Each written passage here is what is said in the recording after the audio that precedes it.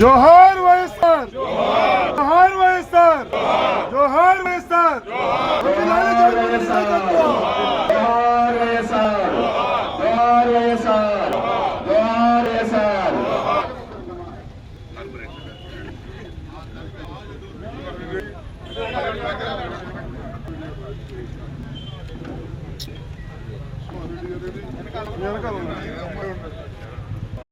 ఈ రాష్ట్రానికి అంటే ఉమ్మడి రాష్ట్రానికి 2 సార్లు ముఖ్యమంత్రిగా ఎన్నికైనటువంటి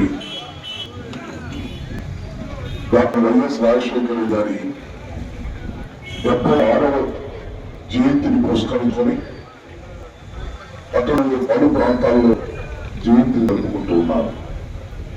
ఆ క్రమంలో మరి స్తంభాలలో శ్రీనివాసరెడ్డి గారు, లక్ష్మి గారు, వెంకటరామరెడ్డి గారు, అప్పటి గారు, కృష్ణారెడ్డి గారు, వీళ్ళందరూ నాయకత్వంలో చాలా పెద్ద ఎత్తున ఇవాళ అన్నదాన కార్యక్రమం కూడా ఇది నిర్వహించి పెద్ద ఎత్తున చేస్తూ ఉన్నారు.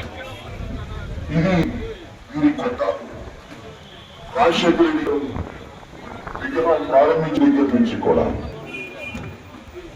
ఇలాంటి కార్యక్రమాలు, వర్ధంతి జయంతి కార్యక్రమాలు చాలా ఘనంగా ఇక్కడ నిర్వహించడం అనేది వారికి పరిపాటి. ఇవాళ 76వ దినోత్సవాన్ని పురస్కరించుకొని మరి వాళ్ళ ప్రభుత్వం మనది లేదు.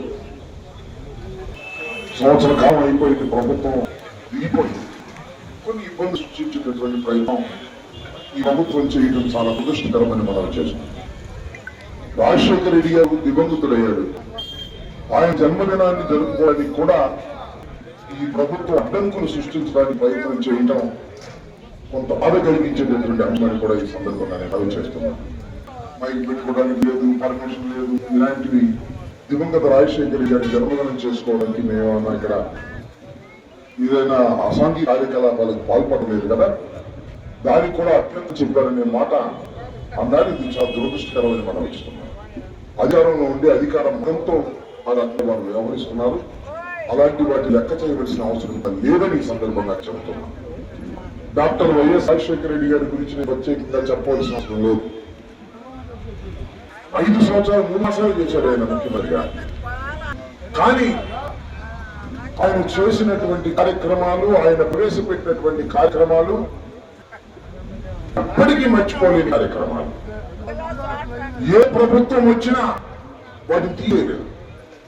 ఆయనకి వ్యతిరేకంగా ఉన్న ప్రభుత్వాలు అంటే ఇప్పుడున్నటువంటి ప్రభుత్వం వచ్చినా ఆయన పెట్టినటువంటి సంక్షేమ కార్యక్రమాలు అంటే ధైర్యం లేదు. ఫీజు రియంబర్స్మెంట్, ప్రతి వాడు చదువుకోవాలి, పేదవాడు పిల్లవాడు. ఫీజులు కట్టలేక వాడు అల్లాడిపోతున్నారు. కాబట్టి పేదవాడి పిల్లలు చదువుకోవాలని భావించి ఫీజు రియంబర్స్మెంట్ తీసుకొచ్చినటువంటి వ్యక్తి. ఆరోగ్యశ్రీ, ప్రతి పేదవాడికి ఆరోగ్యం బాగోకపోతే వాడు బాగున్నాడు, దాని యొక్క నగలమ్ముకున్నాడు. అసలు గుండె పోస్తే లక్షలు అయిపోతుంది.